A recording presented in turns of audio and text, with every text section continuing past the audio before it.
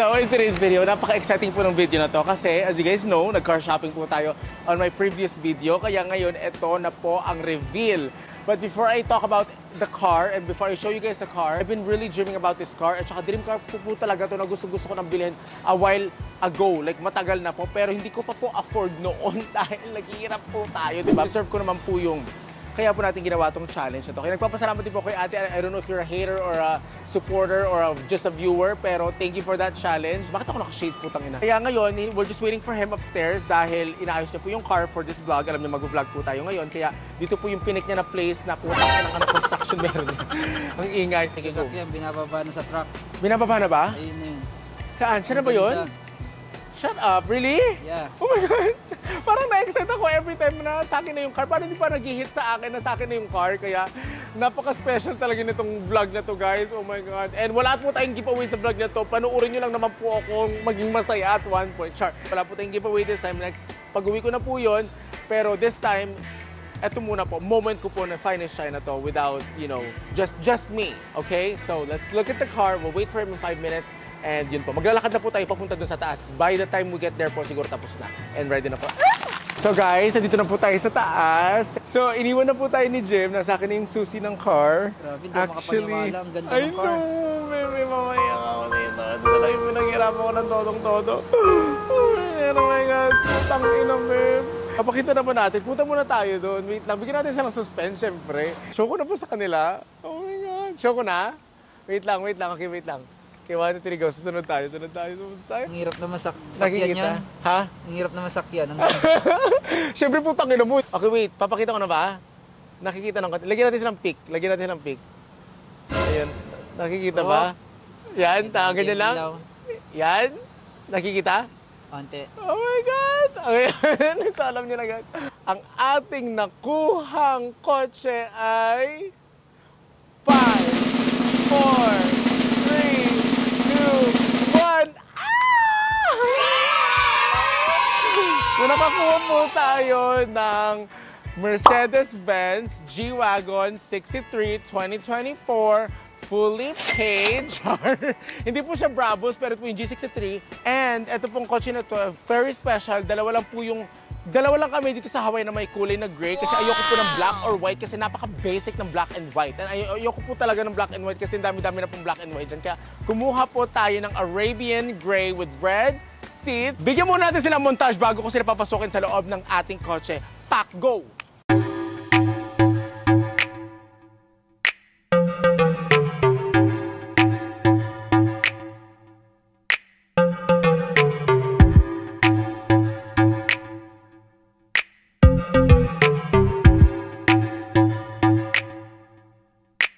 Konting background lang po, bakit ko po kinuha tong car na to. Ito po talagang dream car ko simula po nung bata pa po ako. I've been loving this car, been wanting this car since sumira po ako sa San Francisco and LA. Kaya po hindi pa rin po ako makapaniwala na sa akin po to. Nagpapasalamat po ako sa Panginoon kong Diyos na talaga lahat ng pangarap ko sa buhay talaga slowly niyang binibigay. And nagpapasalamat po ako dahil sa lahat po ng hard work, sa lahat po ng ginagawa ko po, you know, in return for other people and myself, deserve ko rin po naman po talaga magkaroon ng something na ganito. And this car, I've been dreaming for this car for so long, and marami pong hadlang sa buhay ko nung time na yon na hindi ko makuha-kuha to kahit kayang-kaya ko pong bilhin, basta merong hadlang. Pero ito pong time na to, na siguro bumalik ulit si Finest China, nagpapasalamat po ako, and talagang perfect po talaga tong car na to.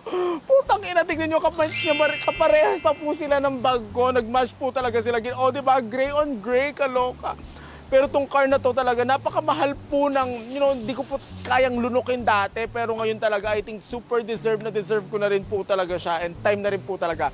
So ito po, brand new ko po nakuha galing kay James. And special order niya po talaga to. Ito po yung may V8 bi-turbo. So kinuha ko po, sabi ko sa kanya, ayoko po ng hindi red seats. Gusto ko talaga, kung bibili ako ng ganito kamahal na 25 million and up na kotse, gusto ko yung gustong-gusto ko talaga. And yung magpapasaya sa akin na i-drive ko every single day. Hindi katulad ng mga ibang cars ko na pag lumahan ko na hindi ko masyado na-enjoy, pero nagpapasalamat pa rin ako dahil may kotse ako. Yun lang po yung, di ba? Basta makarating ka dito from point A to point B, yun na lang naman po ang ng car talaga. Pero ito, I enjoy driving it every single day kahit one day pa lang po natin nagamit. So before mo tayo pumasok sa car ko, bumili na rin po ako ng Fendi at Loewe na keychain. Siyempre mamahal ng kotse, putang na hindi chupi pa yung keychain natin. Po tayo ng 20,000 pesos na keychain from Loewe. Siyempre deserve naman ng kotse to, guys. Kaya pumasok na po tayo sa ating AMG na car. Ay, pasok na po tayo sa car natin. Oh my gosh. Re-reglahin na po pala ako kaya masungit ako ngayon. Kaya pati si videographer sinusungitan ko. Storyline behind this car, gustong-gusto ko po dapat talaga special. Sa ganito kamahal na kotse, 25 million and up po na kotse, gusto ko talagang pack na pack every single detail ng car. So kinuha ko po tong car, ito mong steering wheel. Can you come closer girl, come closer, show them. So ito po, may suede po tayo dito sa steering wheel and mixed with carbon fiber. Dito po ako napagastos ng todong-todo. Kasi you can see, nakita nyo naman po, carbon fiber. O, di ba, zoom in sa kuko ko dahil may ingrown charm. Lahat po dito carbon fiber. Ang red seats po natin, napakamahal na red seats, pero napakaganda guys. Pina-upgrade ko po to ng red seats with AMG right here. Diamond stitching, parang Chanel, di ba? Or Bentley. So, ayoko po kapag hindi ko kukunin ito ng diamond stitching, ayoko siya. Kasi ito po yung nagpapaspecial sa car na to. Meron po tayong moonroof dito. Ito po ang ating moonroof. Kapag gusto kong magmuni-muni, buksan to at look at the moon and mag-wish-wish tayo, mag-manifest tayo dito po. And ito po ang buong taas po nito is suede. I think suede to, di ba, Beb? Yeah. Suede siya. Kita mo sa likod, Beb? Eh, Beb, lang tawag. So, ayan sa likod. Red seats din po ang likod with diamond stitching. Pare-parehas lang po, pero napakaganda and napaka-sexy. Oh my God! Ito naman po yung sa likod. Napakaganda! Oh my gosh! Ito talaga ang luxury car, guys. When you talk about fucking luxury car, hindi ko lang alam kung ano pang masasabi ni Kuya dito sa putang. Kung di pa to luxury, pang mayaman sa'yo, hindi ko na alam, luluhod na ako talaga. Gusto ko po sana kumuha ng Rolls Royce, pero nahirapan po tayong kumuha dahil wala po tayong Rolls Royce dito po sa Hawaii. Mahirap po. Pwede ako mag-pre-order, pero kapag may nangyari sa car, nasira yung car or anything, wala pong maintenance na hahawak dito. And unless idadali mo sa BMW, kasi hawak po siya ng BMW.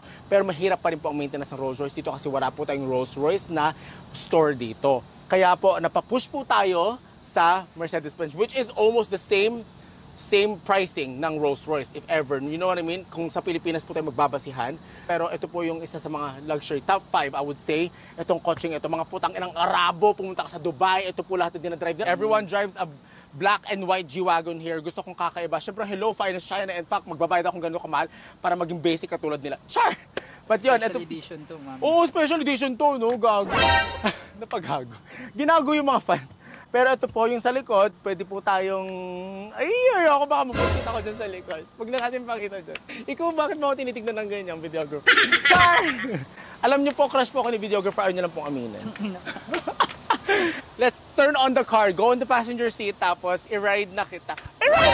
Okay, punta ka na doon. So, feeling mayaman. Oh my, did you hear that? Oh, diba? Pakita. AMG! Oh, diba? Ang ganda. Nung tumatawag sa akin, putang ina mamamamaya na. Tignan mo, ilagay natin siya sa sport. Dito po natin i-change ang sports. Oh, may toggle po dito. Oh, yan na. Tigre na siya. Bomba check nga, bomba check. Bomba check. Narinig niyo yun, guys! Oh my God!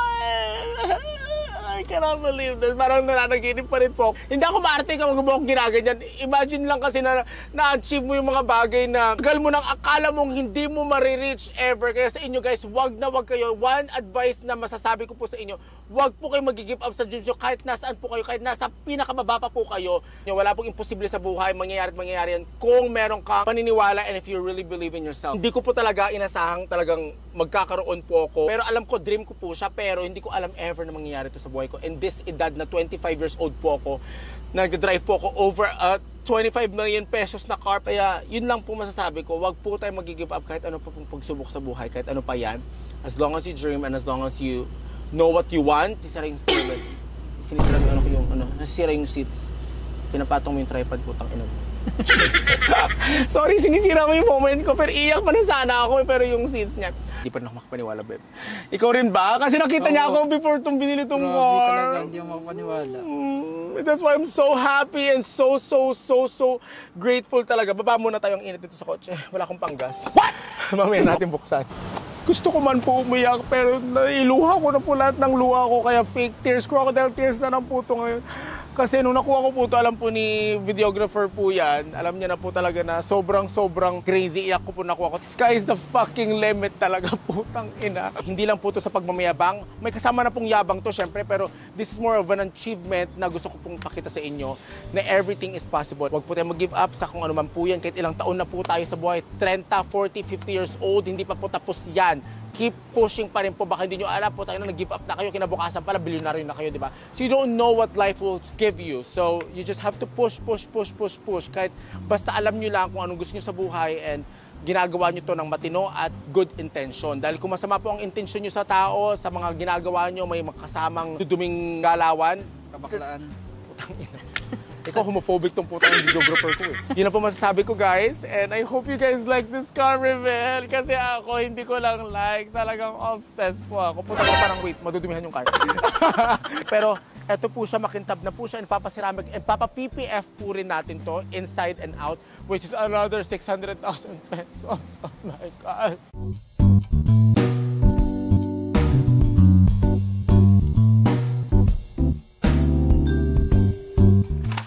And by the way, don't forget to follow Finest China on Facebook, YouTube, Instagram, and TikTok. Finest China. Hello, how can I forget about TikTok? Kaya yun po. Salamat po. Bye!